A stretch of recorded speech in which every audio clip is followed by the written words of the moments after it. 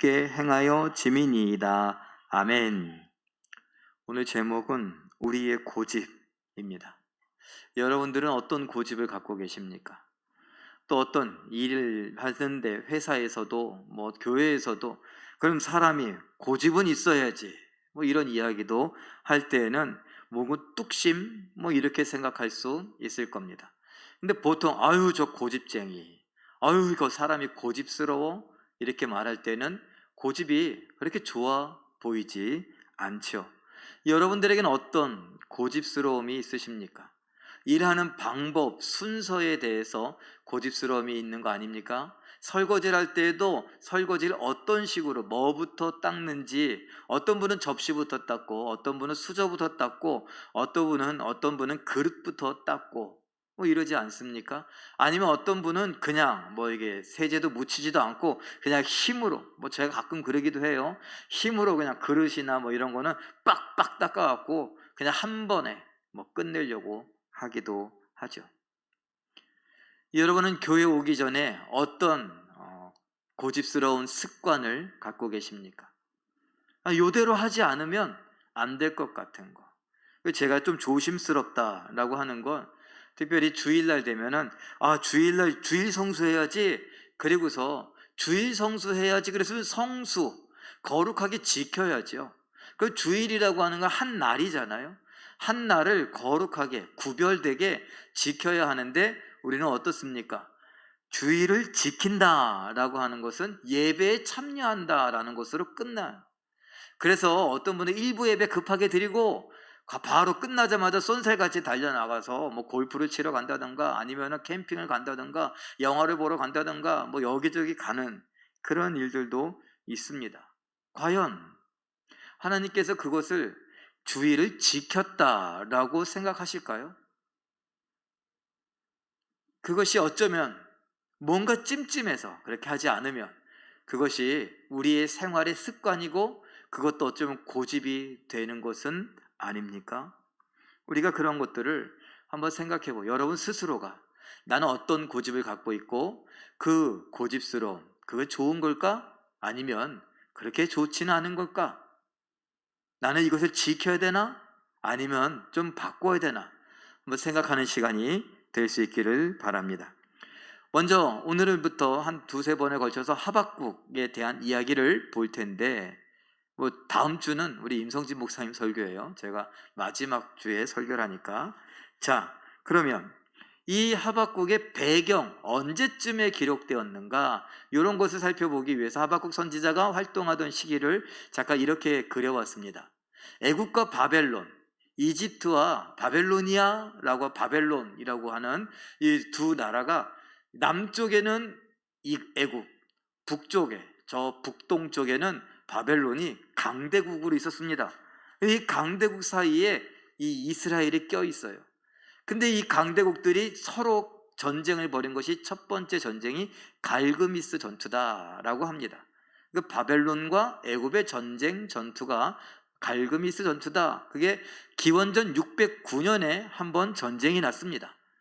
그리고 605년에 두 번째 갈그미스 전투, 바벨론과 이집트, 애굽이 전쟁을 벌일 때에 그때 이 예루살렘을 공격했어요. 예루살렘도 공격해서 제가 몇 번 말씀드렸지만 고래 싸움에 새우 등 터진다고 새우 등 터졌네요. 그 예루살렘이 졌습니다. 이스라엘 남쪽 유다가 져서 포로로 한번 끌려갔는데 이때가 1차 침략이고 여러분 제가 몇 번 말씀드렸는데 몇 번의 침략이 있었다고요? 바벨론이 3번 침략했어요. 그리고 그때마다 포로로 끌려가는데 세 번째는 완전히 망해갖고 다 끌려갔어요. 근데 첫 번째로 끌려갔을 때 대표적인 사람이 다니엘이다. 두 번째로 끌려갔을 때 대표적인 사람이 에스겔이다. 세 번째로 끌려갔을 때 대표적인 사람이 누구라고요? 예레미야다. 야, 이거 신학교 공부해도 되겠어요? 자, 그런 상황 속에 있는데 지금 이 하박국 선지자가 활동하던 시기, 살았던 시기가 아니라 활동하던 하나님의 망령에 감동을 받고 말씀을 전하면서 지금 이 하박국서에 있는 내용들을 이야기할 때가 언제냐? 갈그미스 전투가 2번 있었는데 그 사이에 기원전 608년 해서 두 번째 포로로 끌려갈 때까지 여호야김 시대에 같이 여호야김과 동행한 선지자가 바로 하박국 선지자입니다. 그러니까 한번 생각해 보면 지금 포로가 한번 끌려갔어요. 다니엘을 대표로 해서 우리가 알고 있는 사람이 다니엘이니까 다니엘이라고 얘기하는 거예요. 이 다니엘과 함께 여러 사람들이 포로로 끌려갔습니다. 이걸 누가 봤어요? 하박국이 봤어요. 가슴이 얼마나 아플까요? 그리고 마지막 순간에는요, 마지막 순간에는 자기가 섬기고 있던 왕이 여호야김이 죽고 그리고 다른 왕이 세워지면서 자기의 사명도 끝나는데 그때 바벨론의 두 번째 침략이 있었고 또 져서 포로로 끌려갑니다. 에스겔이 대표적이죠. 자, 이런 상황이에요. 근데 이제 우리가 알고 있는 대로 기원전 586년에 이 남쪽 유다가 세 번째로 공격을 당하고 망하는데 이 여호야김이 패하고 두 번째 공격 이후에 약 10년쯤 후에 망하게 되는 것입니다. 다시 말하면 하박국 선지자의 사역이 끝나고 10년쯤 후에 이 유다가 망하는 거예요. 그런데 하나님께서 그에게 이 멸망에 대한 환상을 보여주셨는지 말씀을 해 주십니다. 점점 국운이 기운다 그러죠. 나라의 운명이 다한다. 그래서 국운이 기운다 그렇게 기울어서 멸망으로 가고 있어요. 멸망으로 달려가고 있는 남쪽 유다를 바라보면서 이 하박국 선지자가 하박국서에 나온 이야기들을 하나님의 영에 감동이 되어서 외칩니다. 자, 하박국 선지자가 하나님 앞에 하나님 어찌된 일입니까? 이상합니다. 하박국 1장 2절의 말씀입니다. 다시 한번 읽어볼까요? 시작. 여호와여 내가 부르짖어도 주께서 듣지 아니하시니 어느 때까지리이까? 내가 강포로 말미암아 외쳐도 주께서 구원하지 아니하시나이다. 잠깐 보세요.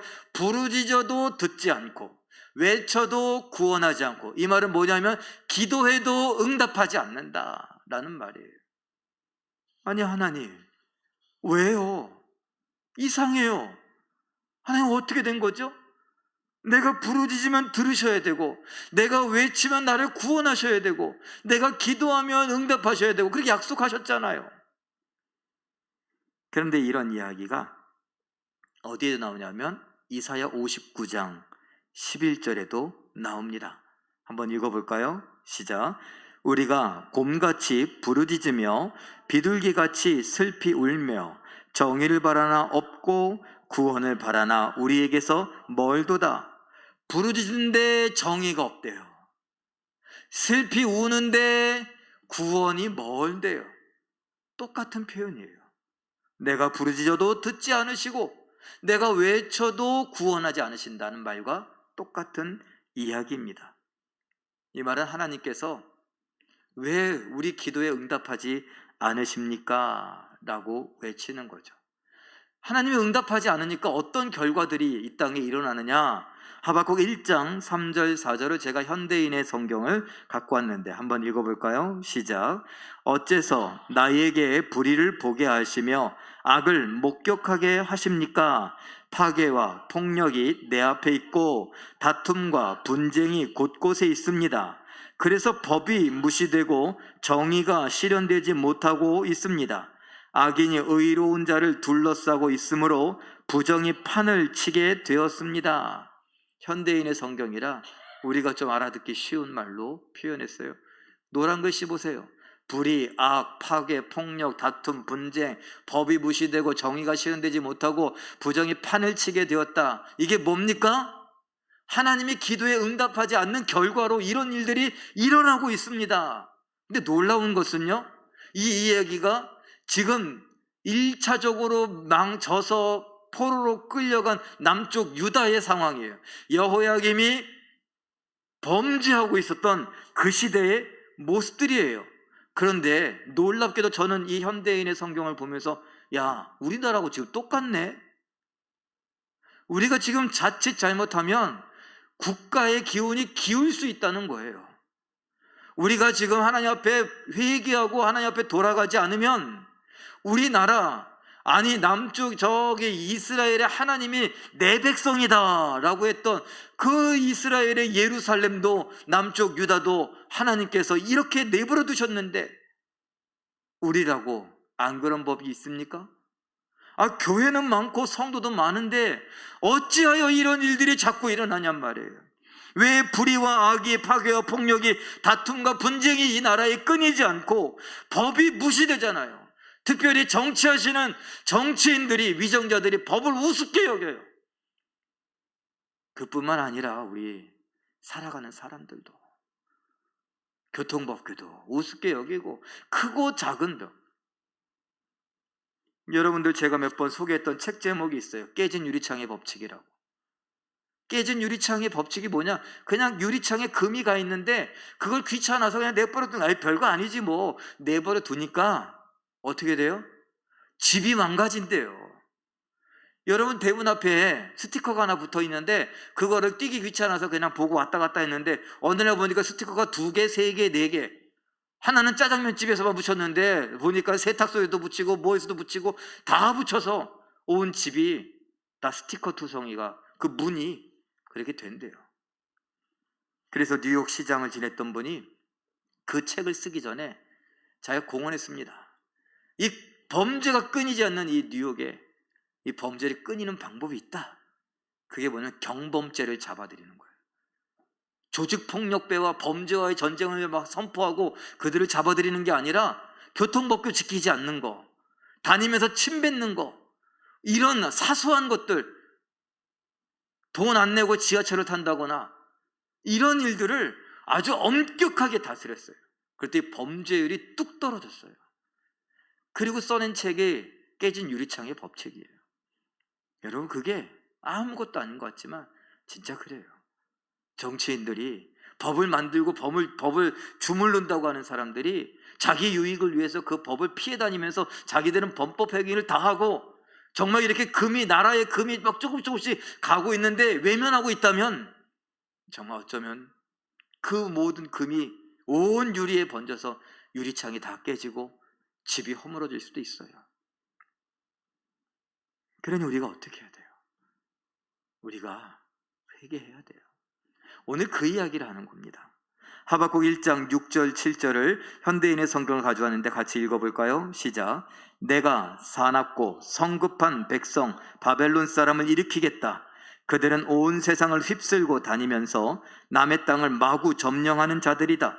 그들은 두렵고 무섭다. 8절에 보니까 이 사람들이 얼마나 무서운지 표범 같고 저녁에, 낮에는 이리들이 막 이렇게 이렇게 울지 않잖아요. 밤에, 달밤에 막 울면서 막 무섭게 사나운 이빨을 드러내고 막 뛰어다니잖아요. 독수리같이 강하고 사납다. 누가요? 바벨론 사람들이. 지금 이 이야기는 뭐예요? 하나님께서 지금 기도를 해도 응답하지 않는 상황 속에서 불의가 가득한 모습을 보시면서 내가 너희들을 심판할 것이다. 누굴 통해? 바벨론 사람들을 통해서. 그 바람에 이 남쪽 유다가 한번 포로로 끌려갔어요. 포로로 끌려가는 걸 하박국이 봤어요. 막 참패를 하고 많은 사람들이 그냥 속수무책으로 당하고, 그리고 막 정말 창피하고 부끄럽게 막 수치스럽게 끌려가는 것을 봤습니다. 그러니 저 바벨론에 비하면 우리는 뭐와 같으냐? 하박국 1장 14절 15절 현대인의 성경은 이렇게 기록합니다. 읽어보죠. 시작. 어째서 주는 사람을 바다의 고기나 다스리는 자가 없는 곤충처럼 대하십니까? 바벨론 사람들이 낚시로 사람을 잡아 그물로 끌어 모아놓고 기뻐하고 즐거워합니다. 우리 성경에도 바다의 고기, 그냥 물고기예요. 우리 유다는 물고기 같은 신세고 지도자 없는 곤충 같은 신세다. 그래서 바벨론은 어떠냐? 이 사나운 사람들이 투망을 던져갖고 그물을 던져갖고 그거 물고기를 확 잡아 올리는 것처럼, 그리고 그물을 막 보고서 우와 좋다 이러고 있는 거예요. 아이들이 곤충 채집한다고 잠자리채 같은 거 하나 들고 다니면서 막 잠자리도 잡고 막 잡는데 막 잡는 거예요. 우리는 아무 힘도 없는 물고기 같고 아무 힘도 없는 곤충 같아서 그들이 그물을 던지면, 그들이 잠자리채를 휘두르면 거기에 속수무책으로 잡히고 많은 신세가 되었습니다. 이렇게 이야기해요. 왜 그럴까요? 왜?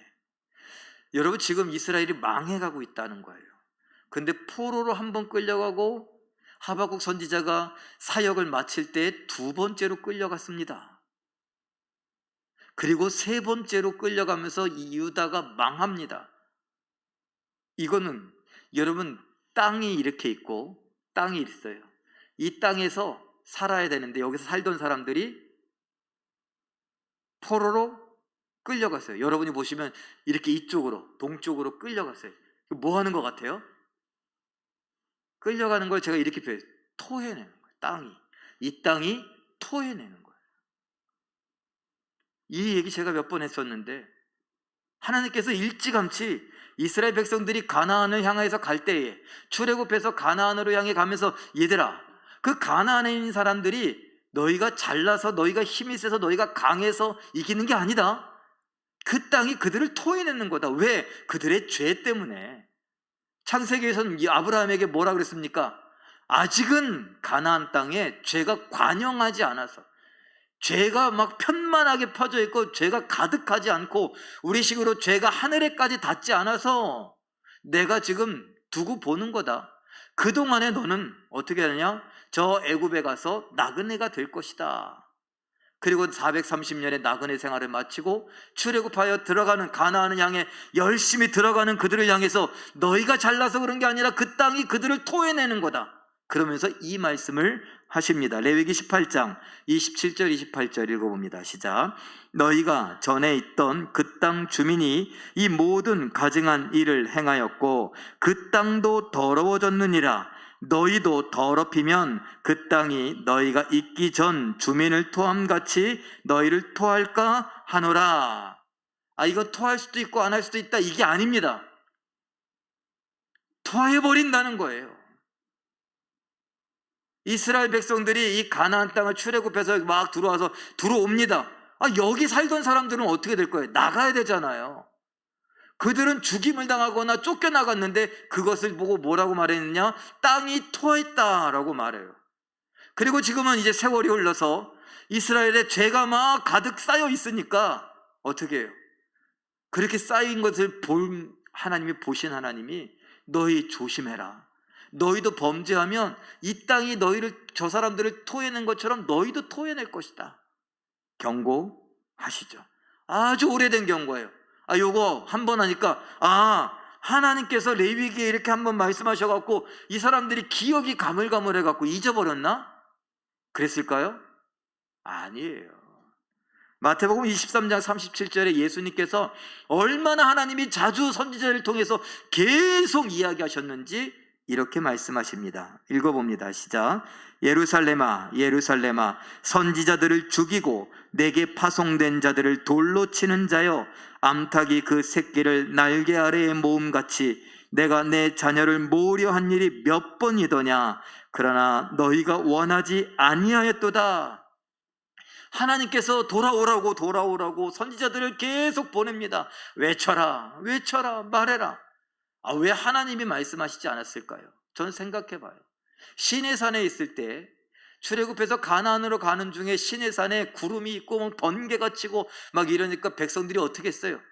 땅바닥에 엎드려갖고 모세요, 우리는 거기 못 올라가겠습니다. 하나님이 초대도 안 했어요. 근데 너무 무서운 거야. 하나님과 우리 사이에 당신이 하나님의 말씀을 듣고, 우리 대신 듣고, 우리는 당신의 입을 통해서 나오는 하나님의 말씀을 듣겠습니다. 그랬어요. 이걸 기억하시지 않을까요, 하나님이? 그래서 하나님이 모세와 같은 다른 선지자들을 계속 보내십니다. 하나님이 보내십니다. 선지자를 통해서 뭐 했어요? 하나님의 영에 감동된 선지자들이 죄를 꼬집어서 말합니다. 이건 죄다라고 죄를 지적합니다. 그리고 어떻게 해요? 회개하라고. 이제 회개해야 됩니다. 회개를 촉구해요. 회개한다는 건 돌아간다. 하나님께로 돌아가야 합니다. 암탉이 새끼들을 어떻게 해요? 날개로 모음같이 내가 모으려고 이리 와라, 이리 와라, 돌아와라, 돌아와라 그랬는데, 이제 말씀에 순종해야 된다고 했는데 너희가 거절한 것 아니냐? 하나님이신 예수님께서 하신 말씀이에요.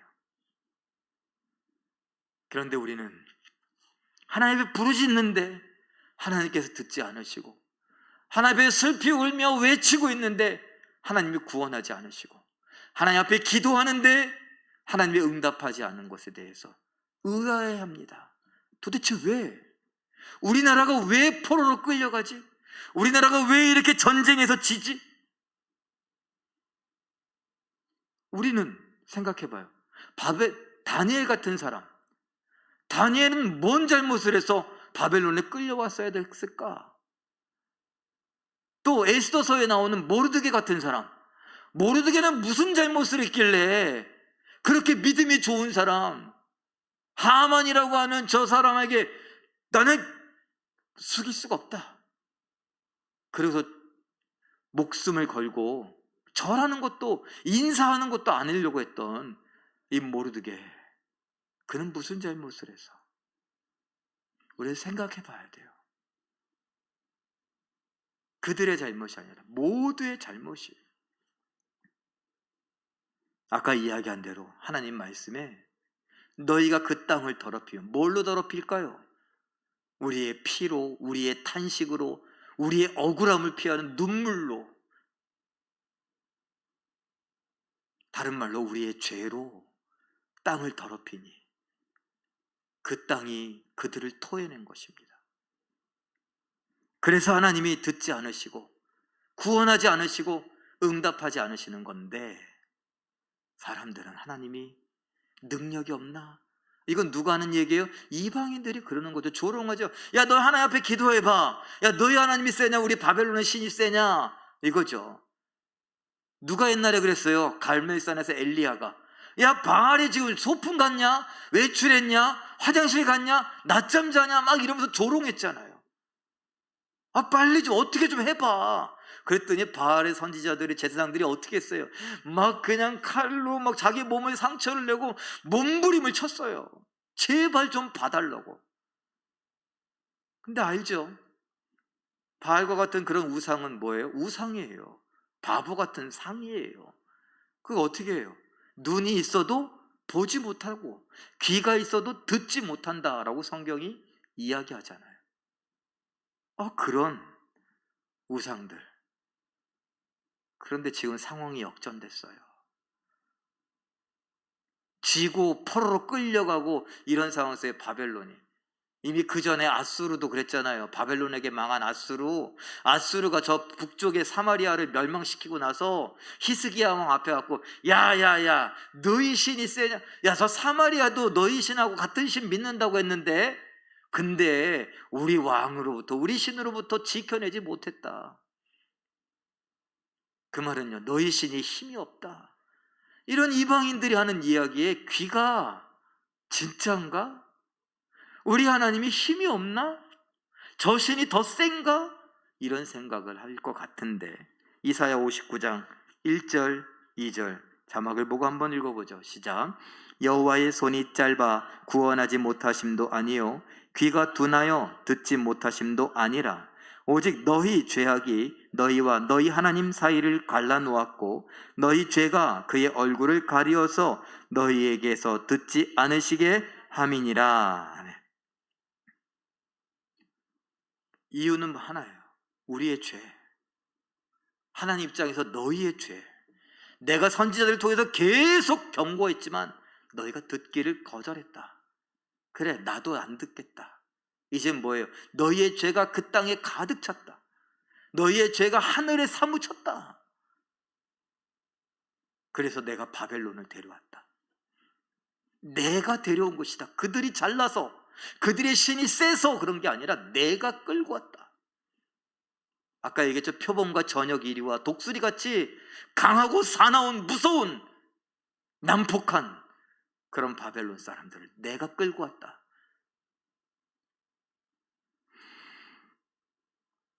이사야 59장 12절에 이사야는 이렇게 탄식합니다. 읽어보죠. 시작. 이는 우리의 허물이 주의 앞에 심히 많으며 우리의 죄가 우리를 쳐서 증언하오니 이는 우리의 허물이 우리와 함께 있음이니라. 우리의 죄악을 우리가 아나이다. 잠깐 보세요. 제가 좀 이해하기 쉽게 성경을 이렇게 다시 쓴다면 이렇게, 왜냐하면 우리의 허물이 주의 앞에 심히 많고 우리와 함께 있습니다. 왜냐하면 우리의 죄가 우리를 쳐서 증언하기 때문에 우리가 그 죄악을 압니다. 이렇게 고백할 수 있어요. 하나님 앞에 심히 많은 그 죄가 누구하고 같이 다녀요? 우리하고 같이 다녀요. 우리하고 같이 살아요, 죄가. 우리의 죄가 우리를 향하여 우리를 쫓아다녀요, 죄가. 왜? 죄의 삭은 사망이라고 했으니. 그 사망의 저주가 우리를 쫓아다녀요. 그래서 우리는 어떻게 해요? 그걸 알아요.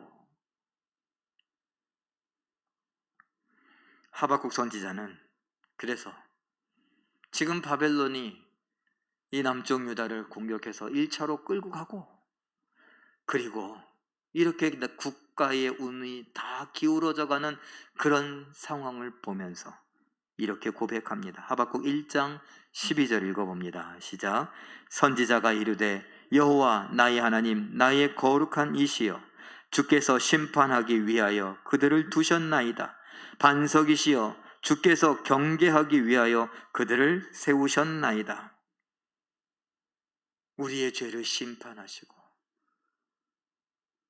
우리는 물론 모든 이들에게 경계하시기 위해서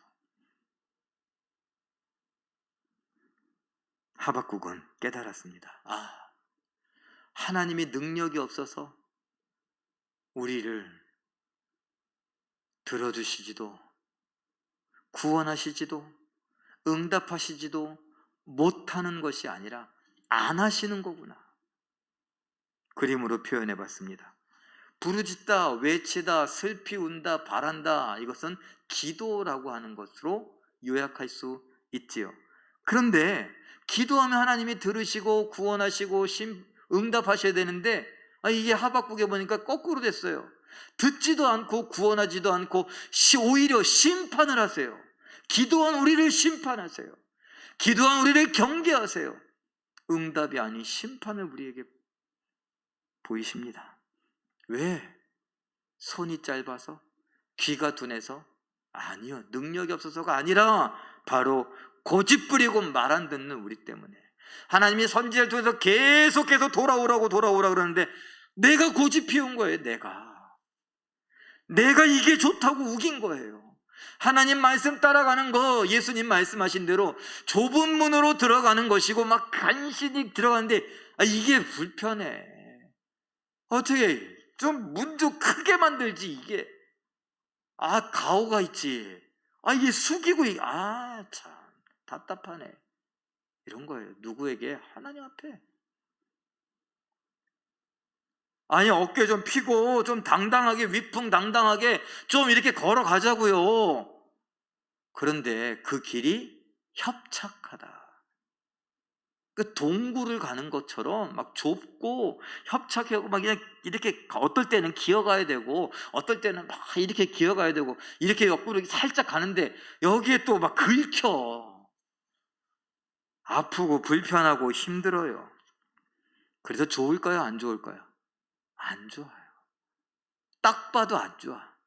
그래서 가는 사람이 많대요, 적대요? 적어요. 근데 저 옆에 보니까 큰 문이 있고 그 길은 대로예요. 아주 좋아 보여요. 이야, 잔디가 깔려 있고 막 아스팔트 깔려. 이야. 그런데 그 끝엔 뭐가 있다고요? 멸망이 있대요. 나는 이 좁은 길을 선택하고 이 험한 길을 선택해서 간신히 여기저기 피투성이가 돼갖고 여기저기 까지고 상처를 입고 아픈 몸을 이끌고 딱 나가봤더니 예수님께서 두 팔 벌려서 우리를 끌어안으시는데 이게 싹 다 나버리고 예수님과 똑같은 모습으로 변해서 천국의 영생을 누리게 된대요.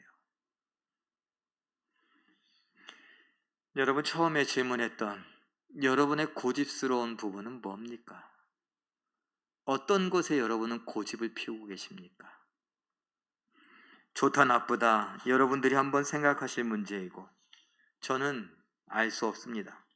그러나 적어도 하나님 말씀과 관련하여서는, 말씀에 대해서만큼은 고집 피우면서 내 뜻이 맞고 내 경험이 맞고 내 성격이 어떻고 내 스타일이 어떻고 나를 주장하기보다 하나님 말씀에 순종해 갈 수 있는, 아유 목사님 어쩔 수가 없었다고요. 이런 상황이, 이런 일이 생기고 저런 일이 생기고 막 이런 이유와 핑계들을 막 늘어놓기보단 아멘, 아멘 그러면서 그 말씀에 순종해 가는 거예요.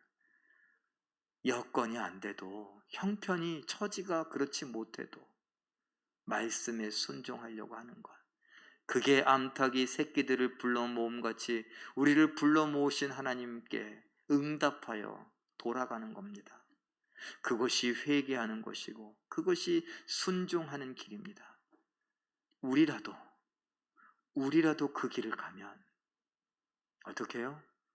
아까 이야기했던 남쪽 유다에 넘치던 포악, 악, 법을 우습게 여기고 그런 것들 이 나라에 여전히 있는데 우리라도 하나님 앞에 회개하고, 나라를 위하여 회개하고, 우리 교회를 위하여 회개하고, 우리 가정을, 가문을 위하여 회개하고, 우리 회사와 우리 학교와 잘못된 부분들에 대해서 엎드려 하나님 앞에 회개하면 하나님께서 혹시 압니까? 아수리의 수도 니느웨 성이 멸망하기 전 요나에게 그 외침을 듣고 회개했을 때 하나님이 그 멸망을 조금 미뤄주신 것처럼 우리의 멸망도 미뤄주셔서 우리 때가 아니라, 우리 자손들 때가 아니라 좀 더 먼 때에 그런 일이 있게 되지는 않을까.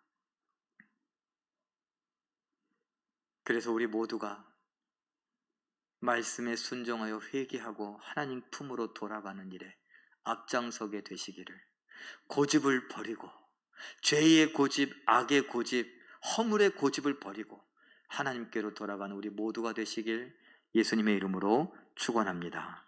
우리 이 시간 함께